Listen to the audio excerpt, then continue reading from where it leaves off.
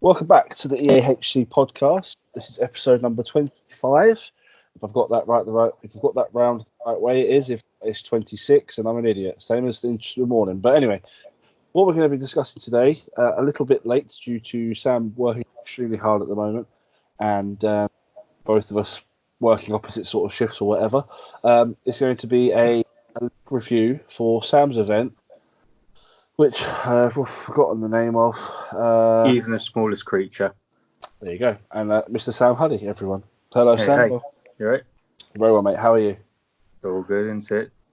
Well, yes. I'm hoping I like to think that, given the current climate, if people are listening to this and finding it in any way, shape, or form helpful, that I'm helping in some way. So, me and Sam are going to discuss the league event, which is potentially going to be the last league event for a little while, which is a shame, but for obvious reasons. And we're also going to be discussing some of the lists. We can talk about our own lists. I took Good and Evil. Sam, I believe, just took Evil, so we can discuss those. We can discuss other people's lists because there wasn't that many. We'll just try and keep this to an hour and a half because we haven't got any questions, unfortunately. But yeah. So, the format of the event, Sam, I'll leave this over to you, mate. Okay.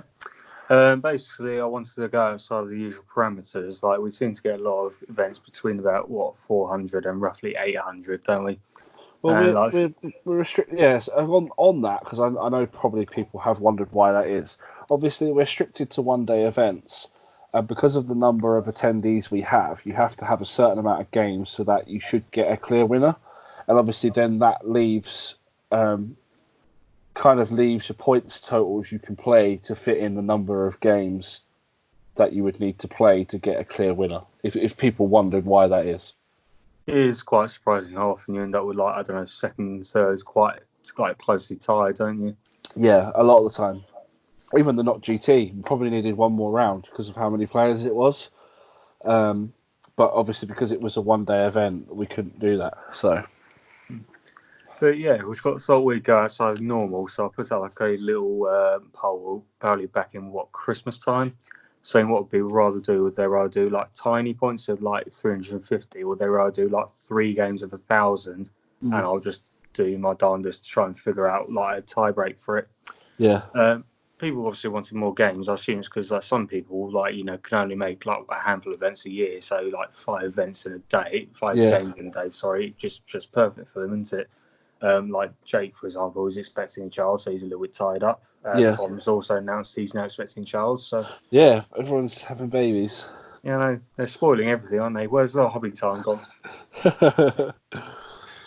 And then because if you do 350 points, there's going to be that little temptation for people to bring something horrific like a Zog and a White Warg that's just going to completely decimate most armies. Yep. I thought, let's set a little limit on that. Let's say you can't have anything of 200 points and above. So you can still have big, strong heroes like Aragorn and Elendil you can bring as long as they don't put a shield on them as well.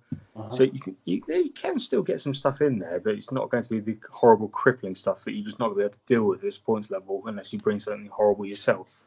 Yeah, that's fair. Sure. And then also added in as a little tie break just to theme it into the tournaments, these smallest creature rule. Basically, I had the tie breaks of typical things: tournament points, victory points difference, victory points scored. Then I went on to leaders slain, and then smallest creature lives. So the cheapest hero within your army, and if there's 2 of them at the same points level, the one with the lowest heroic tier, because that came into effect in your army, didn't it? For my Goblin Town army, yeah. Yeah, you had a choice between, I think it was the captain and Gollum. That's it. And it worked out in your favour because Gollum's a minor hero, so brilliant for you. I mean, it didn't, but I only got to use him once, and Aragorn killed him in one round of combat. So was that nasty Will Pointer again? Yeah. God, bloody Will. So I thought that'd be a nice little tie-in for it. It got very generously sponsored for I think it was the bonus point prize I made it in the end. So if you combined the enemy leader slain and the smallest creatures left alive, you got a total bonus points at the end. Right. And the person with the most would get a little Quartermaster voucher from Dan Payne, which he sponsored, which is very generous for him. and there's a little bit more of a shout out for him for it. We've got quite a nice array of lists in that. Like I showed you guys a spread what was it, like a week before or something. Yeah. When they had all finally been submitted, and I was really chuffed with this nice big spread, and then Corona hit, and it came along, and it's got, you can't blame people. It's got they didn't really know what they should be doing. It's got a lot of people were very worried in that. So I was trying to make it chilled as I can. Saying if you feel like you can't attend, then you're under no pressure to. You can have refunds and that. And we went down from 24 down to 10 players. Some people were going to come the day before, but then the transport issues came up and everything. Yeah, the underground went to it's gone to a much smaller service, hasn't it? Generally. Yeah, I mean, it can't be helped, but at least we got to have that one last event before we all got locked away for until summer. Well, yeah, I mean, this is weird because I've recorded the episode after this morning, so it's, as I was saying to Ali this morning in the episode, you're going to hear probably next week or the week after. Having that last little games day before the madness ensued was really nice. It's just a shame I was really tired, but yeah, no, it was nice, and it was nice to see a few of the familiar faces before potentially. I mean, it could be August or September now, apparently. So, I really hope not. It's just what seems to be the public sort of what everyone's saying and what I'm hearing from on the grapevine kind of thing. So, yeah, touch wood, it'll be sorted out by June. But let's not hope too much in case we get horribly disappointed. Yeah, exactly. Anyway, positive. On to more positive notes, we'll go on to the armies, shall we? Do you want to do our armies first? Yeah. So we had. I'll just go in the rough order of these. Okay. We had a Blackgate Opens army, which was with Sam Palmer. So that was your typical Troll Chief, Mouth of Sauron, and I think he just had Marine Orcs with that, more or less, didn't he? Maybe a few more Orcs tucked in with that. I don't play Sam, actually. I think that would have been a really good counter for my good list, but.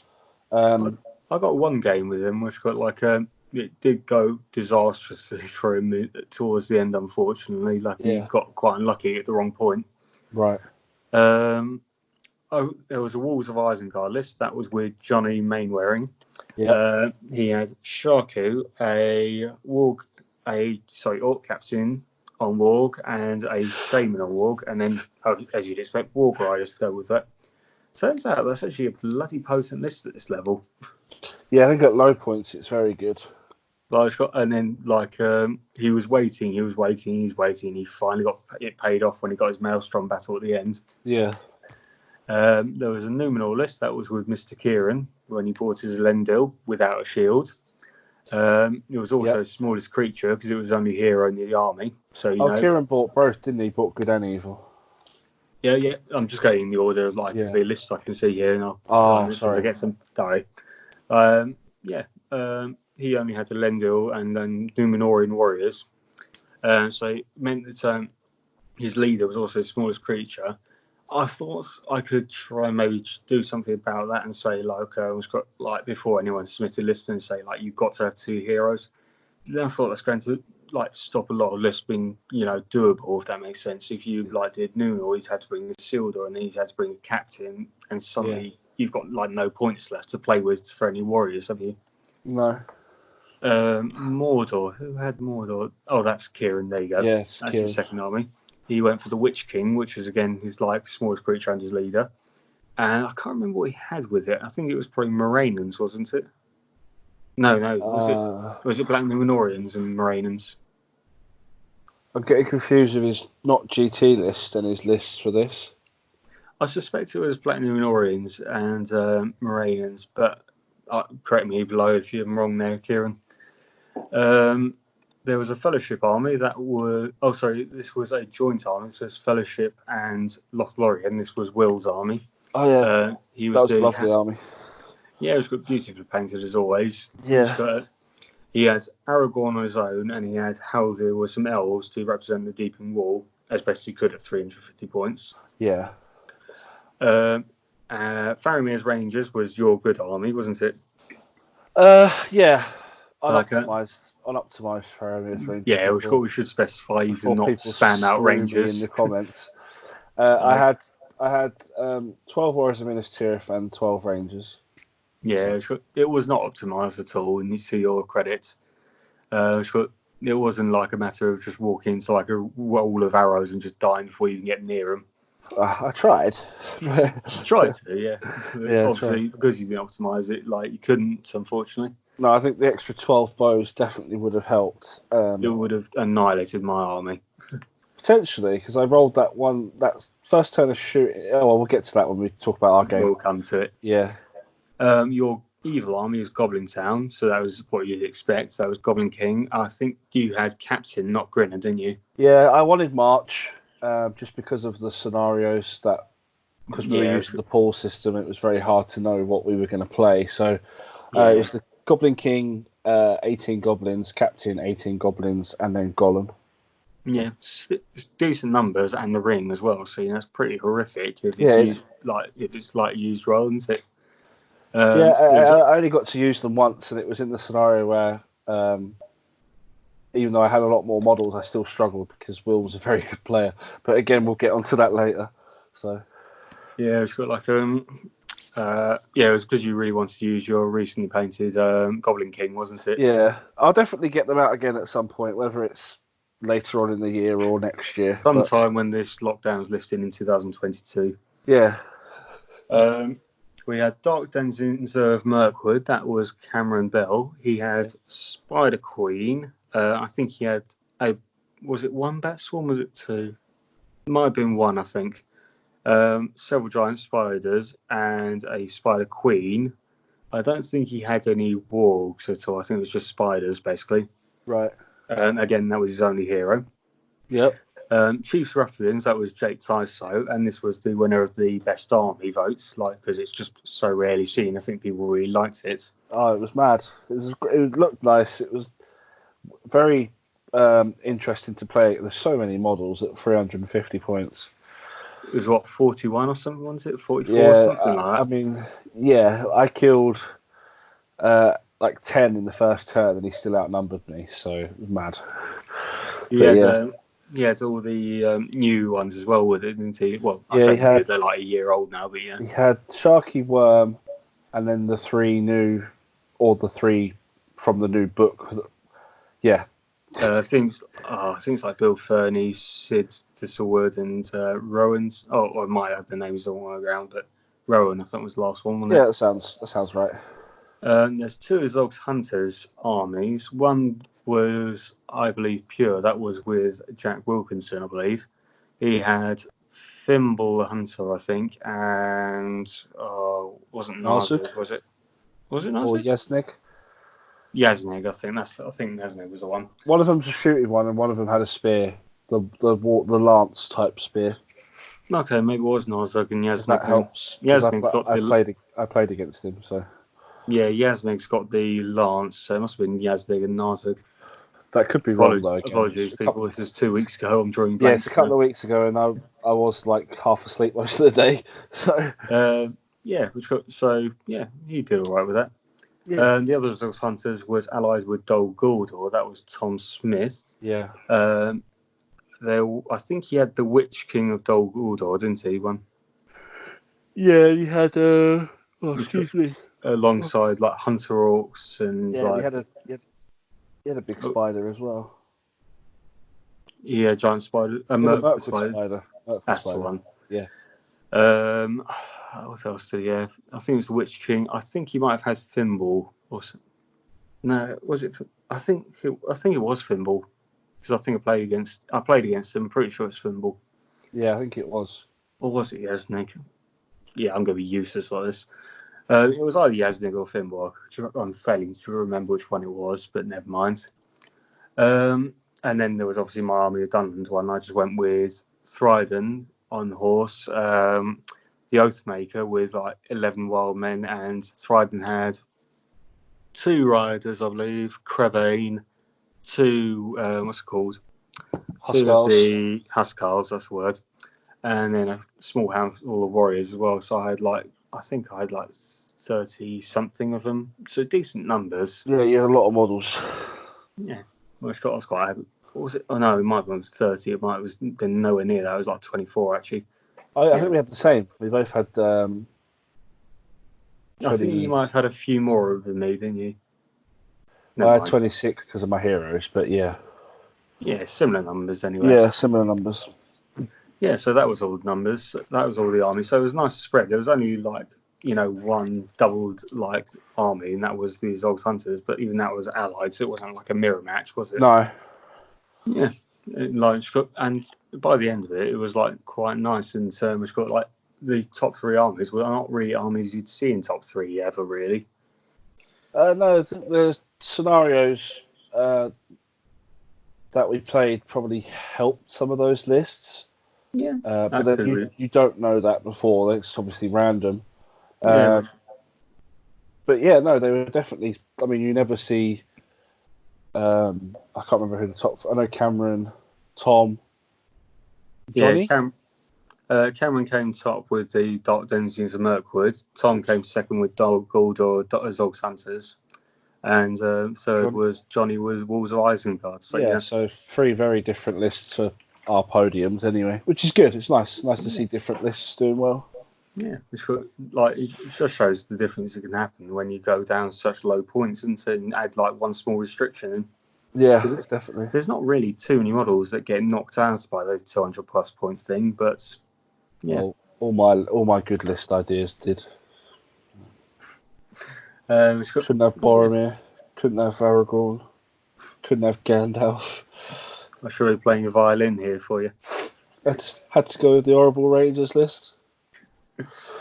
Like, originally you were just going to go Goblin Town, weren't you? And then, like, I'm sure there's like silly and have Boromir with like 10 Knights of Minas Tirith, but I didn't think it'd be very good. But probably would have been looking back at it, considering the scenarios we had. Hindsight's a great thing, isn't it? Yeah, it probably wouldn't have been as awful as I first thought, but it is what it is. I had fun. I probably, if I was to use the Rangers lists again at a tournament to try and win it, I'd probably take them as how they're intended with full Rangers. Or if I was to play Gondor, I'd probably just take the 33% bow limit and have an actual Gondor army as opposed to trying to do a mix of Rangers and normal Minas Tirith. It doesn't really work. So combining what you just mentioned about Boromir and full knights and that, an idea I just thought you could have done Faramir's charge at that point. Yeah, I think you could have probably got Faramir throwing loads of like knights, maybe a captain for a march. Yeah, probably could have got a Faramir and a captain and 10 knights because that would be similar points to Boromir then. It was really nasty on the charge, wasn't it? Yeah, I mean the fight 3 would have been a bit but yeah. What can you do? But I had fun. That's the main thing. So yeah. Should we fire through the scenarios then? Tell them about what happened with our games then. Yeah, by all means. So scenario 1, I believe, was destroy the supply lines. Yeah, that's the one. So it's one where you got like 3 objectives in each board half. Yeah. And you're trying to basically break through your enemy's lines to smash up their supplies whilst they're trying to do the same thing to you.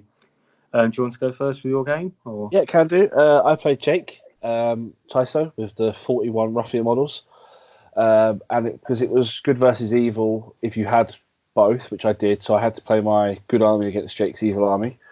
And because he outnumbered me almost 2-1, I kind of knew I'd have to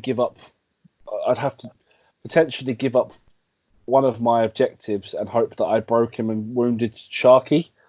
Mm-hmm. And then I would win that way because I'd probably protect the other 2. And I saw towards where we deployed, towards where we probably fight, there was actually a choke point, which meant my defense 6 models would, or defense 7, depending on where I picked the fights because of shield wall, meant I'd probably have a little bit of advantage in the combats, which turned out to be true. But unfortunately, I just couldn't stop the.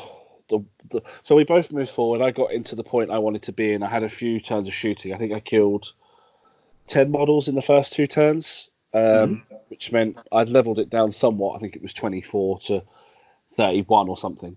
And then the first round of combat, and obviously I have spears and the fight value advantage. I killed a load more models, but I just couldn't break through Jake's army quick enough.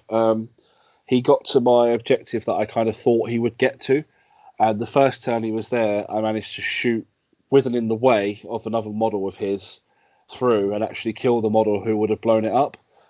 But unfortunately, I was just a bit far away to then charge the remaining model next turn, and Jake managed to move more models in front of it. So when I tried to do the in the way shooting through again, I only killed the one in front rather than the actual model. So he got points for blowing up that one. I did break Jake. I think I broke him quite quickly in the end once we actually hit combat. It's a very quick game because the time limit was 1 hour and 15 minutes, just so we could get the 5 games in. Yeah. And by the time we'd sort of both read the scenario and set up, I think we probably had about 50 minutes left, just because we hadn't seen each other for a long time, so we was having to catch up, and suddenly dawned on you got a game to play. Well, that and the fact that we both remembered, we've only got an hour now, sort of thing. So we got down to it and broke Jake quite quickly, and I managed to put myself in a position to have a shot with Madrill with 2 might at Sharky, needing just to wound him to win the game, because I thought, because the game was going to end that turn, because it ends on 25%, and I'd already killed enough models, or with the combats the way they were positioned, unless I shielded with all of them, the spearman would have still... I should have just put shields in and gave myself another turn, but again, the theme of the day is I was very tired and I wasn't thinking about how to win at all costs. I was just playing the scenario. So I ended up having the shot. I didn't hit. I rolled a 2 instead of a 3, or a 3 instead of a 4 because I'd moved. I can't remember. So I used the point of might to hit, and then I rolled to wound. I thought if I get a 4, I'll spend my last point of might, and then I'll leave it down to a fate roll if he has fate. I think he has 1. I think so, yeah. And then I rolled a 2. Naturally. So that's my thing. Had I hit, I would have been able to might it up. Oh no, I wouldn't. I had to have I rolled a 3, sorry, and I needed a 5. So had I not had to use a might point to hit, I would have mighted it up and got the wound. And then it would have been a 50-50. Yeah, but it was a 3-all draw. I broke Jake without being broken, and he 2-all I made it here. Oh, sorry. It was whatever the scores is for him destroying one objective and me breaking him without being broken. And because I think he had 6 models left from 41, I felt a little bit hard done by for not winning a scenario where you kill 35 models.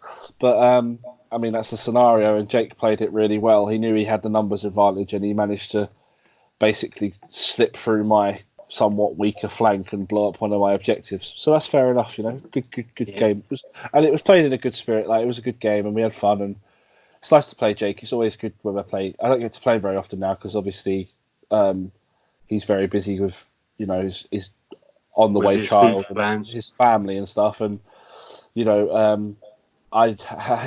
event hasn't happened yet, and it might not happen for a little while. So, well, I do suspect it's going to get knocked back at this rate, unfortunately, as much as I hate to say it.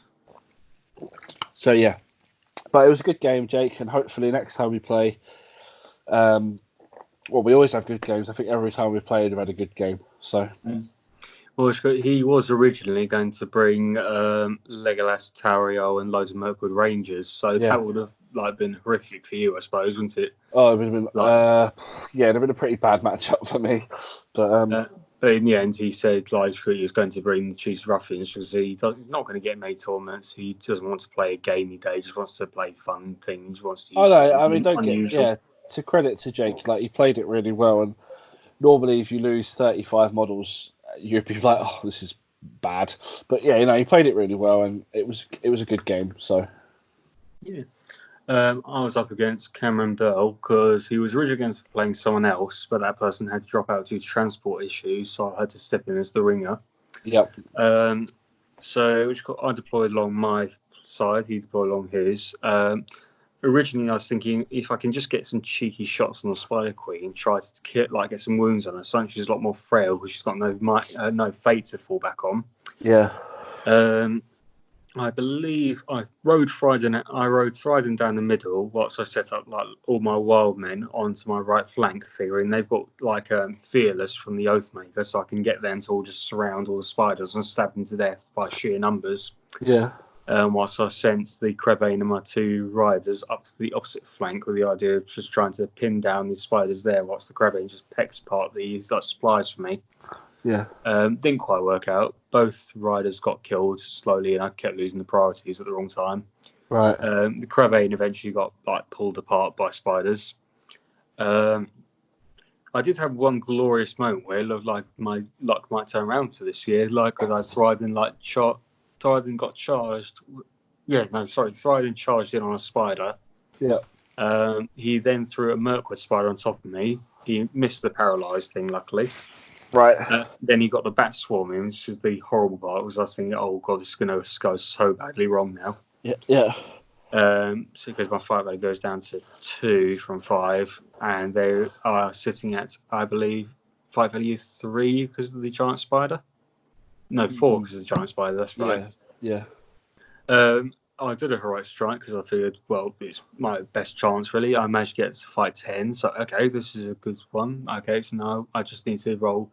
I managed to get the 6, and then on top of that, Thriden then managed to do a wound on the spider, a wound on the Mirkwood spider. So both of them are dead because of his mighty blow. Yeah. And he did 2 wounds, both doubled on the bat swarm. So he just killed all 3 things in one go. Nice. It was like, maybe I should have heroic combated. Yeah, he's a beast, Thriden. No, if he'd heroic combat, he wouldn't be able to strike, would he? So never mind, ignore that. Then I think the Spider Queen went and nommed up the Oathmaker, I believe. Right. That lost me my Fearless, and that really made things a bit more difficult for me. But I think Cam did he manage? I don't think he managed to destroy any of my supplies because I managed to hold on, and I managed to shoot a spider that was on one of the objectives. I managed to get one of my guys with a shield to get another spider off another one, and the one that was surrounded by my wild men managed to hold off the game. So he only managed to break me, and in the last turn, the Spider Queen charged on Thriden, and it literally just went to a 50-50. Could I just win the fight? And if I won the fight, I'd be doing double wounds, and she'd most likely die. Yeah. Unfortunately, Spider Queen won, and Thriden got eaten, so he won 4-0. But always have a good game with Cam, so I can't complain. I haven't played him yet, actually. I'm looking forward to it. No. Oh, well, I'm sure he'll be at some future events. He seems to be taking a liking to our scene, doesn't he? Yeah, which is nice. Yeah. So game 2 was Assassination. You were against Thomas Smith. Thomas Smith, there you go. So his Dol Guldur and the Zog's Hunters. Yeah, again, Tom had an evil army, so I had to play Gondor. There's going to be a theme here. I deployed at the back of the board because I had superior shooting. Tom moved forward. To his credit, he used the scenery very well. I was able to kill quite a few in the first round of shooting. I think I killed 6, which was better than I thought. And the second round of shooting, I figured out because of the way the scenery was and how he would have to move, I'd get 3 turns of shooting before combat. And obviously the aim was I'd kill enough with the normal shooting so that I could then pick my fights, and because obviously Hunter Orcs have to attack space. So I was supposed to kill enough that I could pick the fights and then go through his army, basically. But so the first turn of shooting, my assassin was Madril, his assassin was Thimble or Yazneg, whichever one it was. I think it was Yazneg. Yeah. So the first turn I killed 6, second turn I only killed 1, third turn I think I killed 2, and I was like, that's not enough, because I think we had a similar amount of models, or he had more models than me, but his heroes were better than mine. He also had the spider to try and paralyze things. And it was fairly even. We both killed a fair amount. He killed a lot more in combat, but I was still getting a few kills. And it basically came down to the last turn. Neither of us were broken, and neither of us, I believe, had... Or I was winning because I broke Tom. Yeah, that's correct. I was winning, but Faramir had gone into the Witch King just to hold him up, and Madriel was just fighting someone random. But Yasneg had managed to get round on the end on the flank, and I didn't cover up Madriel properly, so it's my own fault. He called a heroic, I called a heroic with the hope that you could shield him. Yeah, Faramir could either kill the Witch King, which is very unlikely, but one wound, and he would come back the next turn, but there wouldn't be a next turn because it was the last turn of the round. Should also get leader VPs as well. Yeah, so this is a very brief outline of the game, but it literally, there wasn't a lot more to it than this. Tom used the scenery very well to his credit, but it literally came down to this last turn. And I believe Faramir won, didn't kill, so I couldn't move on, or the Witch King won and didn't kill Faramir. Either way, I can't remember specifically. It was like 3 weeks ago. And then Yasneg won his combat, went into Madriel. So Yasneg had the extra attack, but I had the Spearman. So it was 3 dice against 3 dice. We both rolled a 6. So it went to a roll-off. He won the roll-off and killed Madriel, which was my assassin with his assassin. That bloody lance, if it was Yasneg. Yeah, so whichever one it was. So I went from winning the game to, I believe, losing 7-2 or 8-1. I've got here, I believe. Yeah, 8-1. I think he might have wounded Faramir as well. I can't remember what the scoring is. It would have been a VP each for breaking, I believe. 5 for killing his targets, so it must have been 2 for the leader if he killed Faramir. Did he kill Faramir? It might have been a banner. No, he doesn't have a banner. No, he must have killed Faramir as well then, yeah.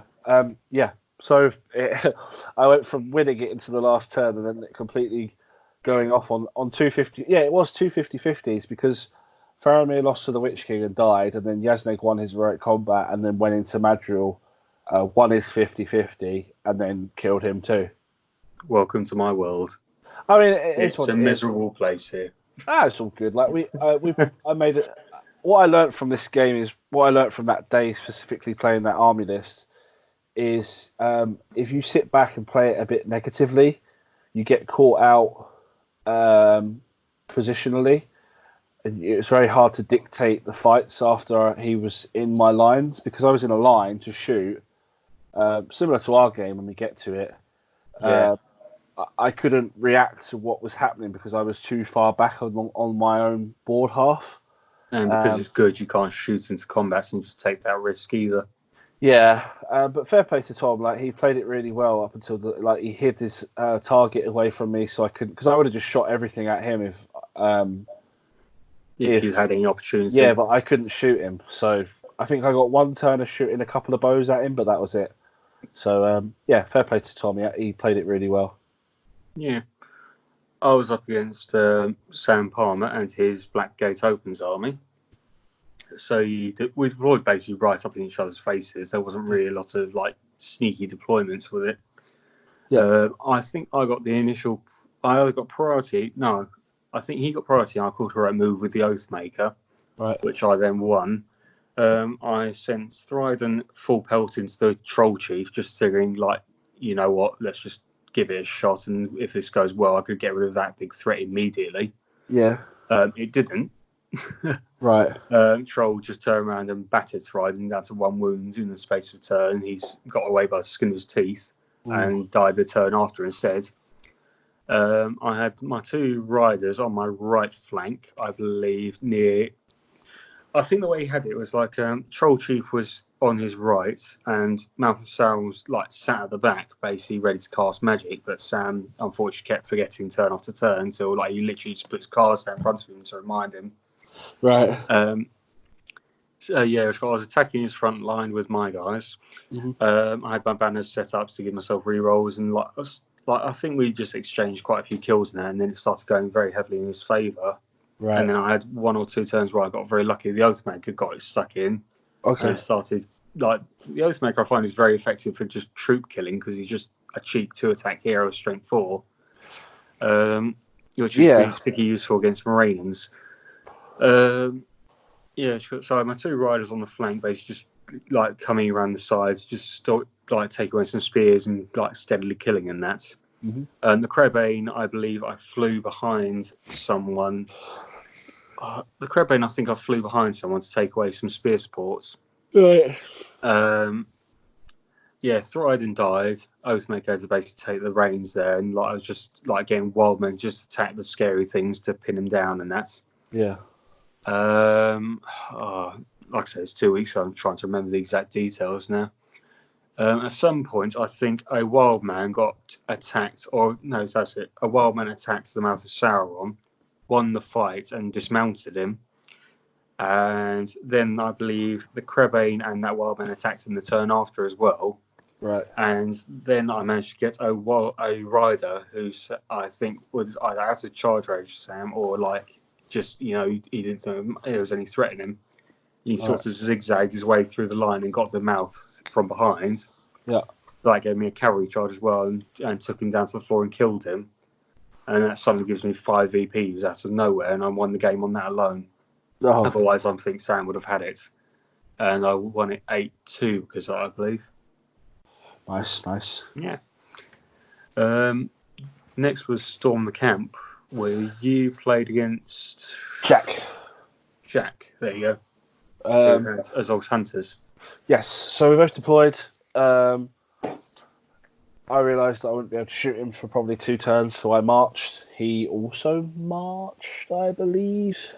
That could be wrong. Sneg or Thimble had march, I think. I think one of them probably does. But Maybe he didn't march. Maybe it's just my bad memory. I definitely did march. And I managed to move myself in between a bit of tactical cover on my part.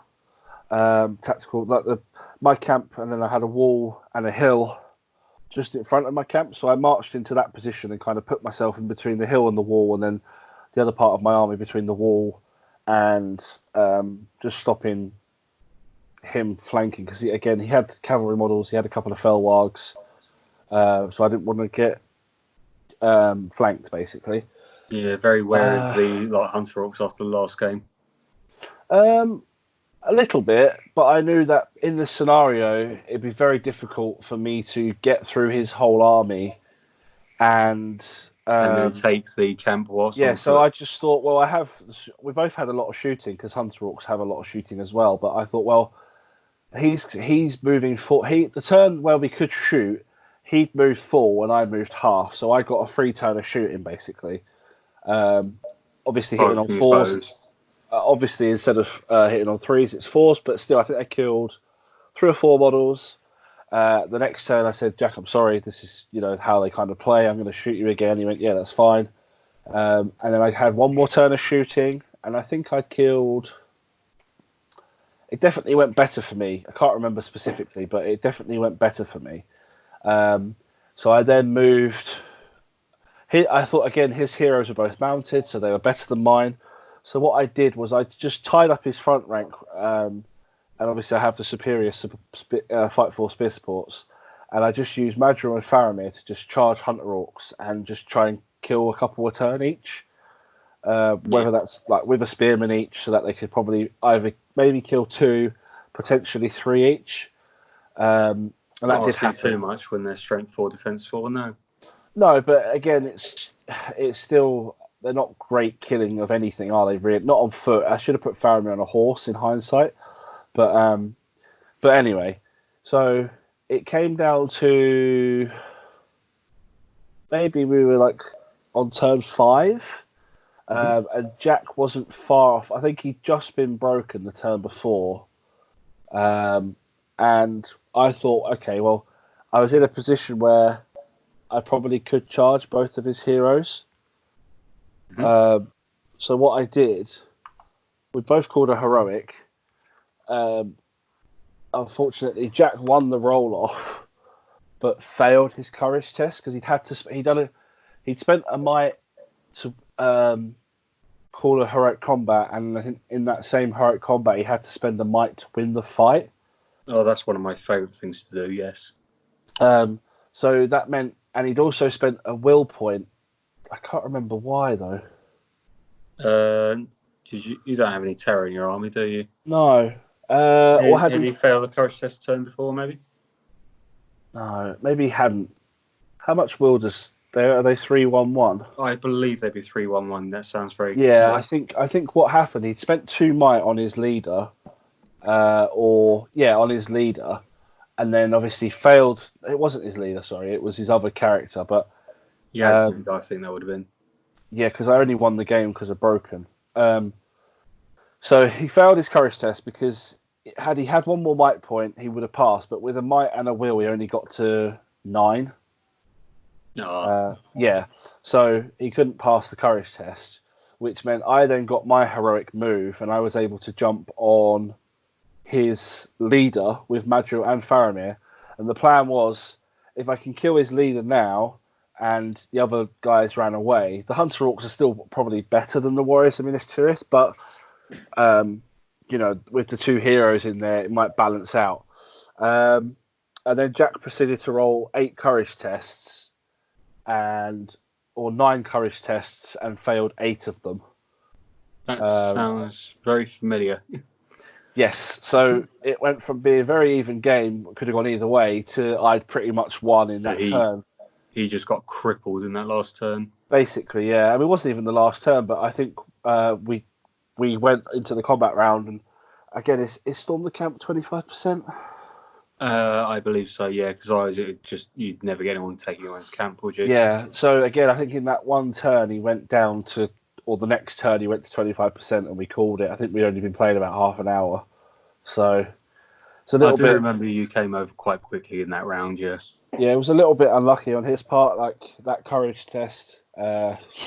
Basically lost him the game, unfortunately, but that's kind of what I'd aimed for, because I'd obviously played the Hunter Orcs the turn before, or the game before, rather, and I knew that if we got into... You can't let them get into combat with full force. Yeah, because I'd probably lose. So, yeah. So I think I won 2-0? 3-0, in fact. 3-0, okay. My remembering of the scores is awful. But yeah, I only remember because I've got score sheets up in front of me just to jog my memory. Yeah, so that was a good game. I'm not a fan of Storm the Camp, but I think Sean's modifier making it like an 18-inch camp mate is better, just because it's reduces a lot of that turn of just march, and then nothing happening for ages. Yeah, but it was a good scenario, and I got the bonus points for killing his smallest character and not letting mine die, so that was good. There you go. Yeah. I was up against your previous opponent, Tom Smith. Mm-hmm. So I think I just marched straight up to the middle, as did he, because there was not really a lot of point in us faffing around. If I let him, he would just outshoot me. Although he only had 3 bows, actually, nothing about it, but I only had 2 myself. Yeah. The key moments, I think, where he had I think it was a wild warg and a giant spider, right, and the Mirkwood spider, sorry, coming down my right flank, coming around the corner. So I left, I believe, 2 guys and I think it was 2 guys and a shield guy behind. Right. The warg, I think, got up there and I killed that with an axe, I think. And Mirkwood spider, I think I chopped up a turn later, and then 2 more wargs, I think, or was it maybe Hunter Orcs? Something else got past in a pair, and both of them also got chopped up. So I was getting quite lucky in the fights in my camp. Right. Meanwhile, I think it was. I have a feeling it was Yasnik, because I was quite worried about getting charged by it. Probably because of the lance. Yeah, I think it was Yasnik. He came running in and he charged at Thryden, I want to say, just because he's trying to getting rid of my leader. But that's where I got the Oathmaker to call her out combat, and suddenly he and this wild man both got in from behind with superior fight value because of Thryden, and Yasnik just got chopped to pieces and killed. Right. I think I was using the Krebane again. I was trying to get the Krebane to a good position to fly over his head and just go for his camp. But there was just no decent position because he was keeping some stuff a little bit further back. So it's just, if I flew over his head, I would always be within a turn's charge, basically. And once the Krebane gets pinned down, it's going to get killed. Yeah. The Witch King I was having trouble getting at because it was in the middle of the lines, so I was losing the priorities every time I had a chance to open up a gap to let Thryden make a run at him. Right. So I never managed to get near him to like cause any wounds, and he was just winning his fights because he's got so much might in that. Tom, in fairness, wasn't doing that, that naughty thing of like saving the Witch King's might just for respawn rolls. Right. Like he was using it for like heroic combats and like fights and that sort of thing. So he was playing it fun, like. And eventually, like I didn't get anyone near his camp, and I managed to repel his attacks on mine. So he won it 3-0 for breaking me, I believe. Right. Like I nearly broke him. I think I was like 2 guys off in the end. I took one cheeky shot to try and get rid of the Witch King or get rid of the warrior at the end, but missed it. Nah. Yeah. Round 4 was Lords of Battle. This is where we played. Yep. I got schooled. You deployed at the back, didn't you? Because you wanted to get as much shoot. You were saying, sorry for this, but I do need to shoot you because otherwise I'm not going to stand a chance. Yeah, I deployed in between a ruin and another ruin, but I couldn't get all my army in one place, which meant I had half of my army the wrong side of a ruin, and you very cleverly deployed everything on one side, and I couldn't reposition quick enough, to your credit. I think you deployed them on either side of like a pile of rubble or something. There's like a little ruin onto your other flank of Faramir's unit. I think I deployed the wild men in roughly the middle, and then deployed Thryden's unit off to the right. Yeah. And just ran down the right flank as quickly as I could, trying to avoid bow fire. And the first turn I killed maybe 2 or 3. I killed 2 bowmen and like 3 wildmen. I was like, happy with that. It's decent. Yeah, I was thinking like, oh dear, it begins. And then the second turn, I think I got 2 turns of shooting in unchallenged. I think you got like literally 1 guy each turn on second and third. It was really disappointing your part. Yeah, as I said earlier, if I had the full complement of bows, I probably would have been okay. Plus having all fight 4 as opposed to some fight 3 and some fight 4. Yeah. But less than that, like Sam, obviously, credit to yourself. You've obviously played the army a lot in the last, which you have. You've been to a lot of events this year outside of East Anglia. Probably about 4, I want to say, something in that region. Yeah, but the experience of using the list showed. I haven't played Gondor for years, so fair play to Sam. He basically schooled me, guys. Thryden came in and chopped a lot of people. Well, he went for Faramir, but I ran away like a little girl. So he killed a couple of troops. Then he killed a couple more troops. Then he killed Faramir, and then he killed Madra. I was like, well, that was a good game. But yeah, no, Thryden was a beast in that game. Yeah, I got my horsemen to like envelop like the front and back of your lines, and the Crebain flew over the top and pinned 2 more, didn't they? Yeah. I think I combated with Thryden to try and maximise the kills on the initial charge. Eventually, you got on top of the ruins as you started like bringing the rest of them around. Yeah. Thryden, I think, that was it. You got Madril and Faramir on Thryden. I think you called a strike with Faramir. I called a strike with Thryden. That was the opportunity. I had Faramir, Madril, and a spearman. I was like, if I can get 5 attacks on him, he's only 2 wounds, 2 his defense 5, and he was trapped, so there was a good chance he was going to die. And then I think I lost the fight, didn't I? So I think I probably got fight 10, you got fight 9, and then I rolled like a 6, and it was just, well, that's that. Yeah, your dice were, not to blame it on dice, your dice were very hot, and I think uncharacteristically good. Yeah, I think my dice were a little bit whiffy. They weren't particularly friendly to you in that one, though. But I mean, as I say, my deployment let me down a lot, and I think that was the one game I thought I really made a mistake, because the other game I lost to Tom was kind of down to 2 50-50s basically. Yeah. And then the game against Jack, I got a bit of luck, so I guess it swings and roundabouts. But it's just one of those things where you learn a lesson for it. It's like, in the future, I need to make sure I don't do that again. Well, the deployment I shafted myself basically. And to your credit, as I said to you on the day, I think you played it really well. I was probably a bit more salty about it at the time, but no, you definitely played it very well. And I was like, oh, rah. You could tell that you'd used the army a lot, and I was like, okay, fair enough. In fairness, you didn't come across as salty, mate. You're fine on that. Again, I'm going to preface again. I would say I was very tired at this point, and Sam absolutely battered me. I think it came down to the last turn. I thought if I can get a couple more kills, You might have You broken weren't your a thing million or miles something. ahead. I know I'd lost Faramir, but I think Madrill was still alive, actually. I was like, Yeah, that sounds right. if I can kill the Krebane and I can use Madrill to maybe kill a couple of warriors, the score would have been quite close. Um, but well, I think what was the score in the end? You've got it there. 8-0. Yeah. So it was a good game. I learnt a lot from it in terms of letting myself worry about what I want half of my army to do, and rather than look at it as what I want because I could have just deployed everything completely away from you and just shot you Yeah. instead of deploying across from you when you had cavalry and I didn't. But hey, again, hindsight is 2020 in it. So Yeah. I think my favourite moment of that game though was when the Krebane pecked 2 Rangers to death in yeah, I one think the go. Kremlin killed like 5 models in the end. It's a Yeah, good little profile, but I've been saying that since we reviewed it. It's a good little profile.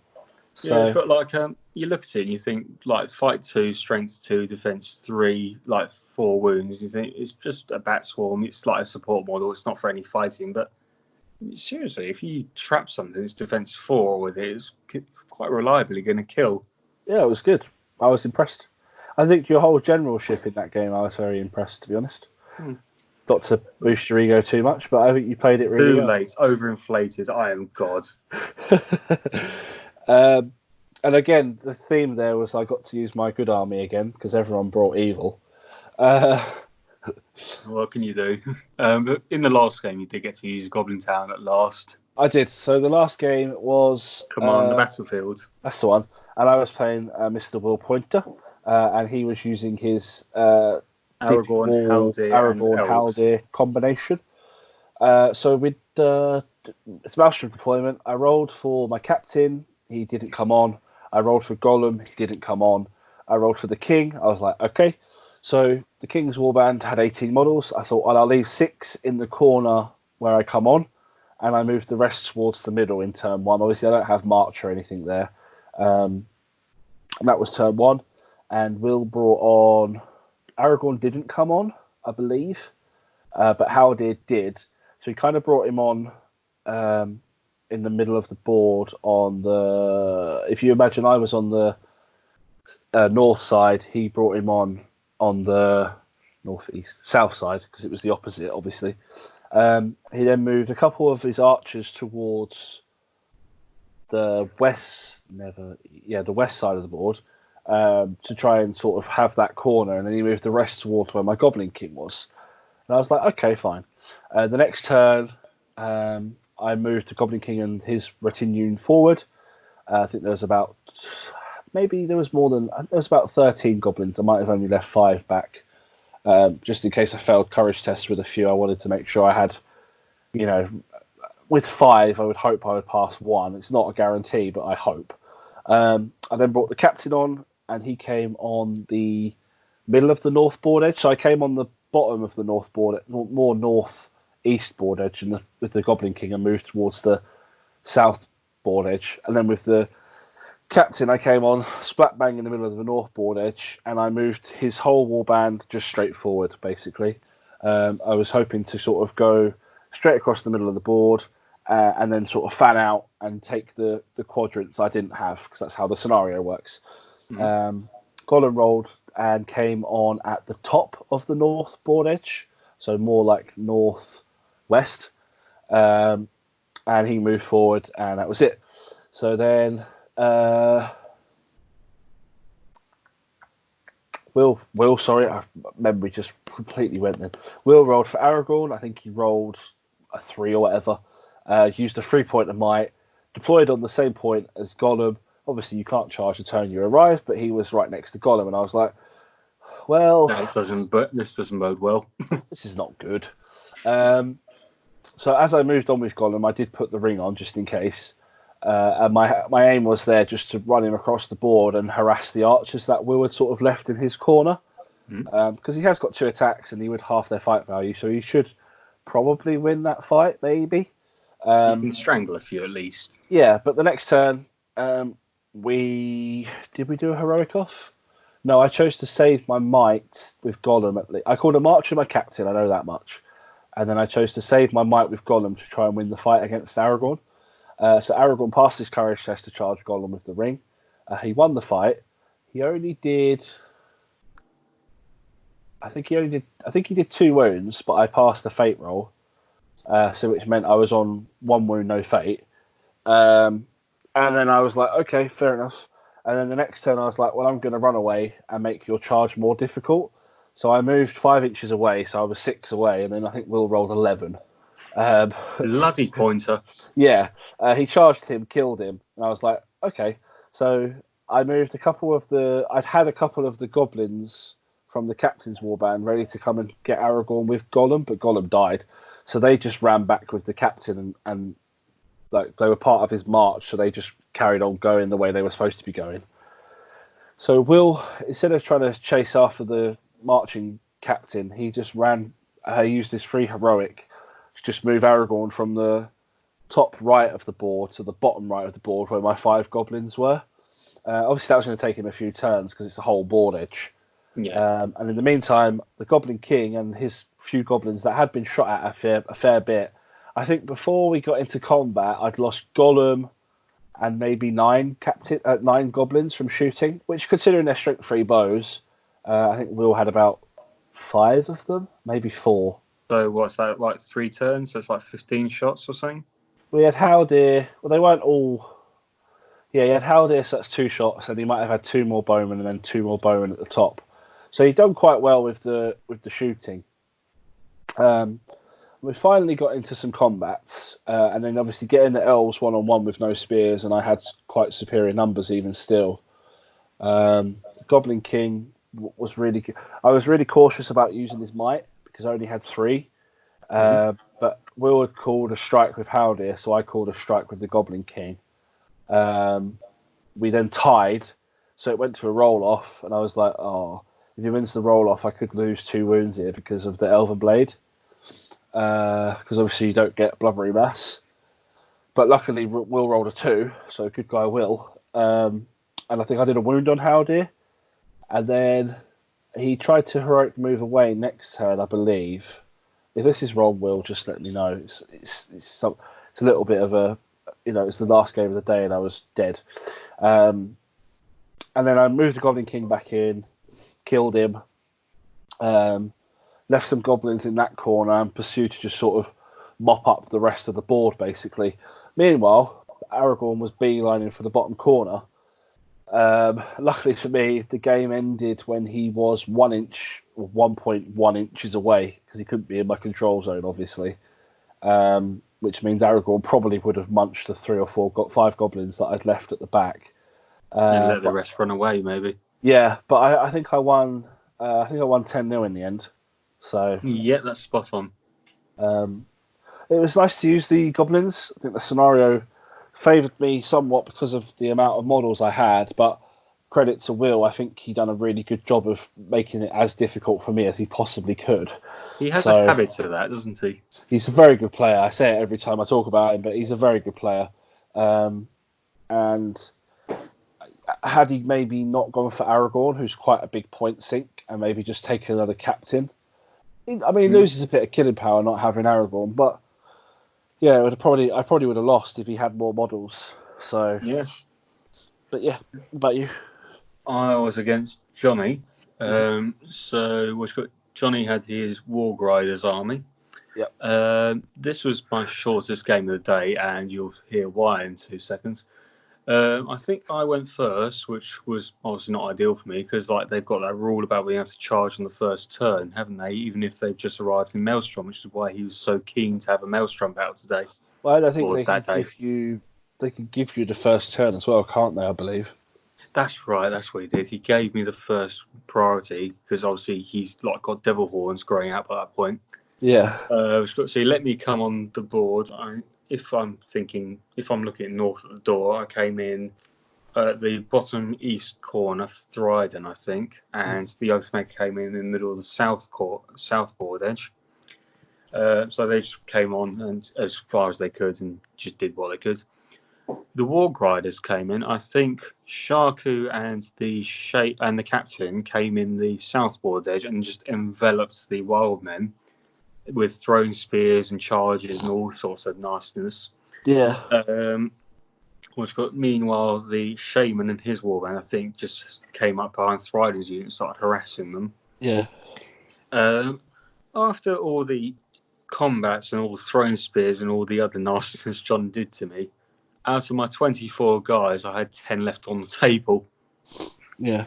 In a Maelstrom game where it's only just arrived, everyone's just only just arrived. I think he had another. Actually, no. I have a feeling that he has a special rule, I think, where you can choose a small handful of warriors or something. Right. Who can just arrive separate to their unit or arrive first or something. I think they came on. And I think he spread them across the board or something like that. Right. Because I think he was just going for board edges and that. The Oathmaker had a little glorious moment where he got charged by the captain, a Warg Rider, I want to say, and Sharku. Won the combat and dismounted Sharku. Nice. He was like, yeah, you know what, take that. He paid for the next turn. He got munched to pieces. But what can you do? He stood up for himself. Yeah, definitely. Thryden, I think, had a bit more luck with it. I think he was like happily chopping away, killing what he could, and that's with it, like some of his other guys. But like the charges were just decimating my infantry, as you'd expect. Without spears to like fight back, I was not having a lot of luck with it. Right. I think it was over by turn 3, basically. Johnny would have easily had a 12-0, but what I noticed with Command the Battlefield is it's 12 inches from the centre is a completely void zone, isn't it? Yes. A lot of people seem to underestimate how far away, 12 inches from the centre, and they you really have to be in the corner, basically. Yeah, which got he had 2 Warg Riders in the board edges, but when we measured it, they were actually about 10 inches away. So it was like, well, unfortunately, I haven't claimed those 2 then, mate. Right. But he still won 8-0, and it was very easily deserved. I mean, he completely flattened me, which I didn't do very well in that game at all. But he played it perfectly well. He obviously knows what he was doing with it. Yeah. And he's obviously Johnny himself he lost 2 games that day, but one was Storm the Camp, so he's not like he can get the jump on you on that one. And the other Laws of Battle, I'm not sure he played there, but it was Will, so he's playing 2 big heroes. Right. Yeah. So at the end of that, you were in 5th place, weren't you? With 7 tournament points, and I was in 7th with 6. So it was actually it wasn't very top heavy in terms of tournament points. It was actually fairly evenly spread throughout the table and that. Yeah, I mean, obviously because of what happened, I felt a bit bad for you because I know how much preparation you put into the event, and the prizes were really good still, and you were really good about offering people a refund because of obviously what was going on and stuff like that. So all credit to you, and hopefully you get another chance to run the same event next year because it was really good. And if Sam does unfortunate circumstance. Yeah, completely. And if Sam does get to run it again next year, guys, if it's the same format or slightly similar or slightly different, whatever, I would recommend it. It was a really good day. Hopefully I won't be working the night before next year because 350 is probably my favourite points total to play at, just because I feel like you get the same sort of immersion, but it doesn't take as long. It's also if your game's really quick, it's horrible when you've got 2-hour rounds and you sat around for an hour and a half. Yeah. But I would highly recommend it. Sam had some cracking prizes. I think, what do we have? I think Cameron took the Invisible Ring Bearers, didn't he? Isengard dice went to Tom. I unfortunately had to can the 3rd place prize just because of the loss of funds in that. Will took the most sporting prize, which was Army of the Dead, and Will seems to always nail most sporting these days. He's a lovely guy to play. I think I voted for him. So I think I didn't give it to him, so I didn't play. Can't remember who I voted for my most sporting, but never mind. Obviously, Jake took the best army prize. Yeah. He was really good laying that. I was obviously hoping I wouldn't be the ringer originally because I thought 24 people's 24 people's stats keeping track and that I'm not going to have time to replay a game properly in between game and that. Yeah. But because it was down to only 9 other players, it wasn't so difficult in the end. Well, and you were able to sort of put the scores in as people brought them to you, which probably helped. Yeah, I'm sure they made it 10 times easier. Yeah, I hope everyone had a good day. And that's next year. What I think I might do is make some small adjustments, like keep it at 350 points because obviously we've got a timeline that worked for it. Yeah, you get the 5 games in, which was really good. Yeah. So.